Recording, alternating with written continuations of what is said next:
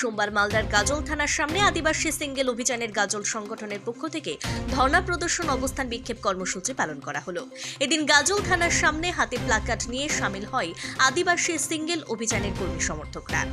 মহিলারা ক্ষোভ উগরে দেন। তারা অবস্থান বিক্ষোভে পড়ে গাজল থানায় ডেপুটেশন দেয়। এ নিয়ে এলাকায় ব্যাপক শোরগোল পড়ে যায় থানার সামনে।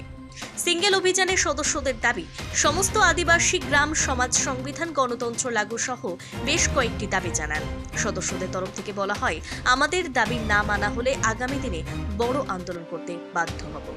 আমাদের বিষয় হচ্ছে আদিবাসী সিঙ্গেল অভিযান পক্ষ থেকে গাজল ব্লক কমিটির পক্ষ থেকে যে আমাদের সমাজের যে মাঝি বাবাগুলো যারা পূর্বপুরুষ থেকে যারা রাজার ভাবে একের পর এক থেকে যে হয়ে আসছে মাঝিহারা, আমরা চাইছি যে সংবিধান অনুসারে গণতন্ত্রের মাধ্যমে সিস্টেম অনুসারে আইন মাফিক যেন লাগু হয়। এর মাধ্যমে আইসি সাহেবের সঙ্গে সাক্ষাৎ করার পরে আমরা আইসি সাহেবের শুরু হয়ে রাষ্ট্রপতির কাছে এই বার্তাটাকে পৌঁছাতে চাইছি যেন আইন মাফিক যেটা লাগু হয়। মূলত আজকে দাবি হচ্ছে এক দফায়।